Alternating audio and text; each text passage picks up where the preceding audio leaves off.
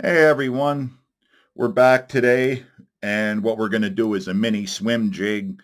It's going to be in the same pattern as the crappy jig we just did, which is excuse me, smash minnow. In the vise, we have a 3/16 ounce Snootie jig with a 2-aught VMC 7161 60-degree heavy wire hook. The color from my lousy lighting and camera work is tilapia, um, which is still, I say, one of the best bait fish color pattern color paints there is. I really, really like this. So anyway, we're gonna get started with some gray 210 denier flat wax nylon thread. Make ourselves a little base. This is an easy one, but it's the distribution of the material that is a little tedious. So just this silver neon skirt material. It's full tab, but we cut it in half and made two halves out of it. Now, being that this is a 3/16, we don't have to worry too much about um, where we're at behind the hook or at the head. We got plenty of material.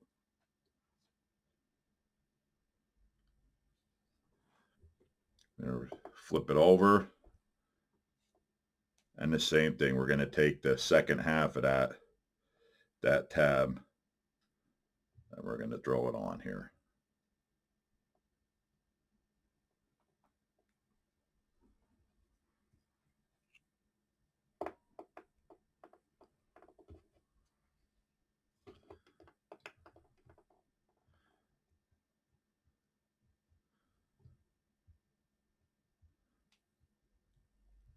All I got to do is make sure I have full coverage all the way around. And we look pretty good. So our plain silver is in. Now what I'm going to do is we're going to take, this is going to be a 35 strand skirt. We don't want a real heavy skirt on a swim jig, and being that it's a 3/16 ounce, we're only going to go with 35 strands. So this is silver fish scale material, 3 strands, and I'm going with the 3 strands on the bottom. I want to make sure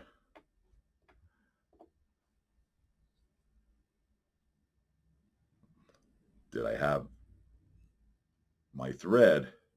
I don't want to get too carried away with the collar.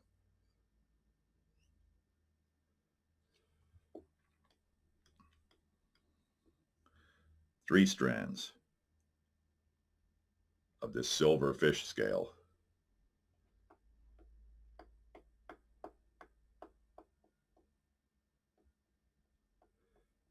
And I don't want them bunched together. I just want to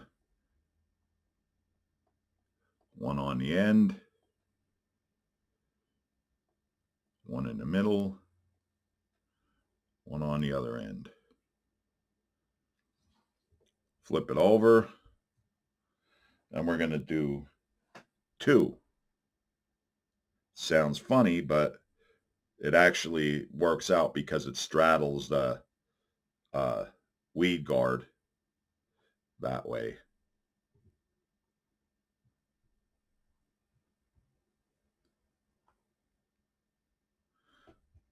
And it meets up with the 3 in the back. Doesn't matter how many strands you put on, as long as you just try to make sure the distribution is pretty good. So there we have our silver fish scale. It looks pretty good as far as I could tell. Oh, there we go. That's why you never get it real tight when you're working with your placement. Now the next one we're going to do, 3 strands of the goldfish scale. And we're going to do it the same way we did it with the silver. We're going to lay 3 strands on the bottom.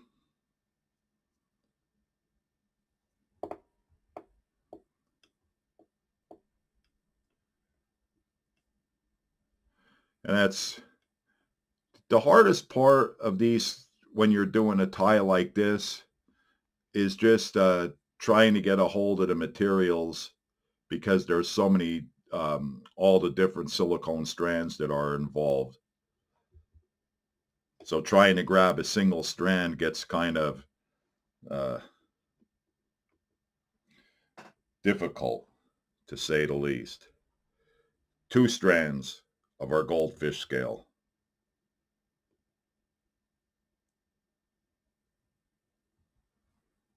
First, I got to get a hold of it.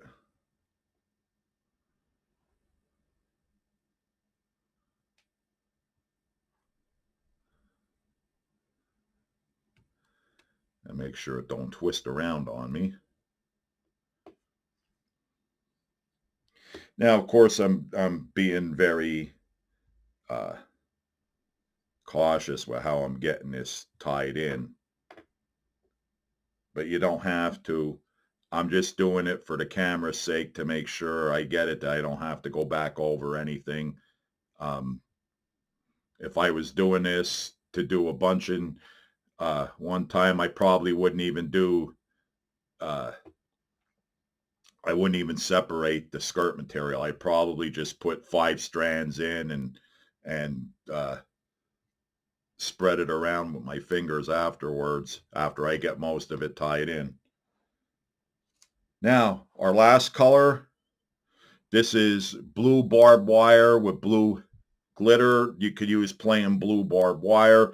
The Blue Nature's edge material is really nice because it's got that deep blue color.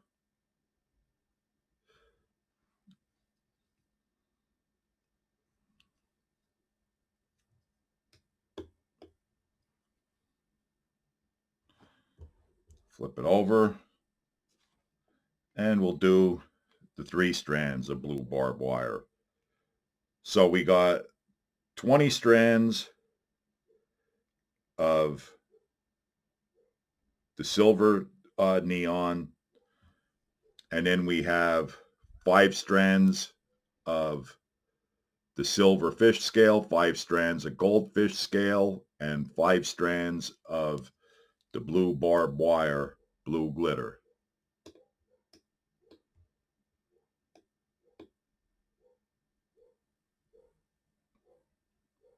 That comes out to 35, I believe. But I could be wrong because my math isn't perfect.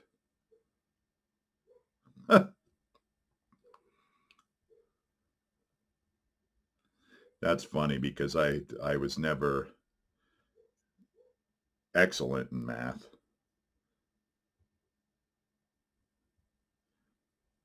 See, this is my deal. This is the hardest part for me, is trying to get a single strand of material with my sausage fingers.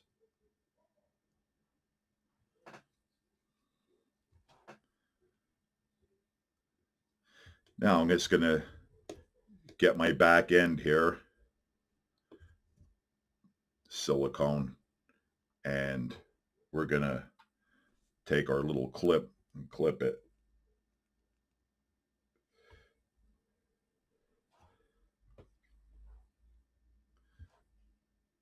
And I'm just gonna finish the collar up.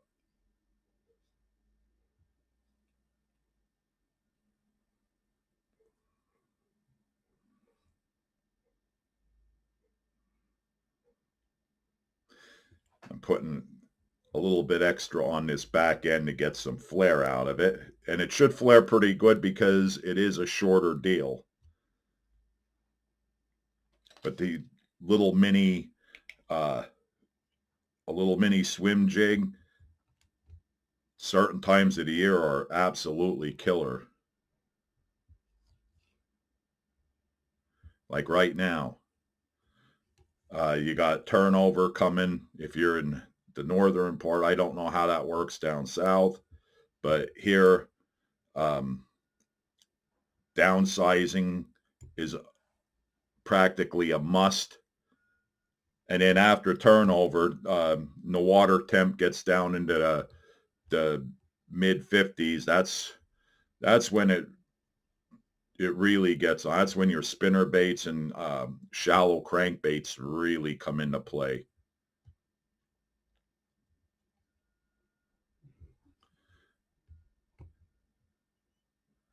We caught one.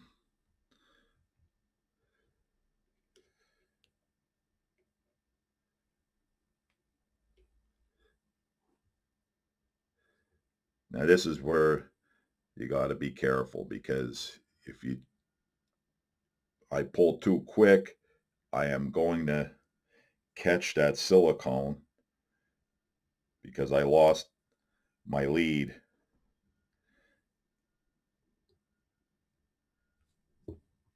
There.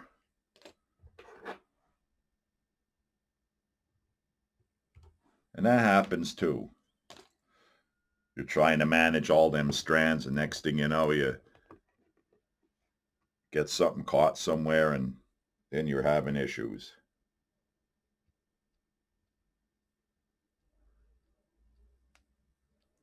So there you have it. We made a little more difficult than what it actually is, but I got to get myself a bigger scissors here.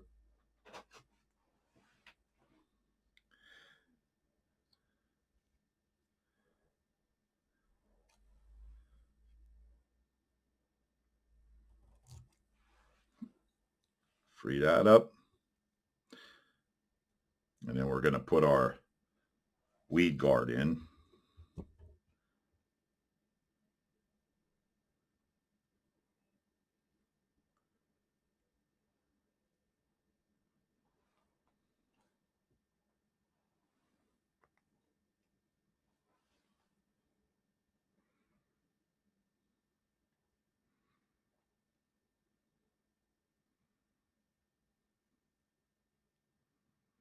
And yes, I like this a little bit. I like the skirt a little bit shorter on this mini swim jig. And the main reason is it just gives it a really lifelike movement in the water. You get a lot of bounce. It looks good. It's as simple as that. It just really, really, really looks good.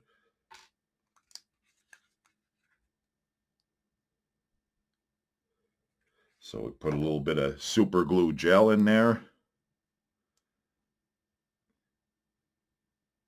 Get our weed guard positioned just so.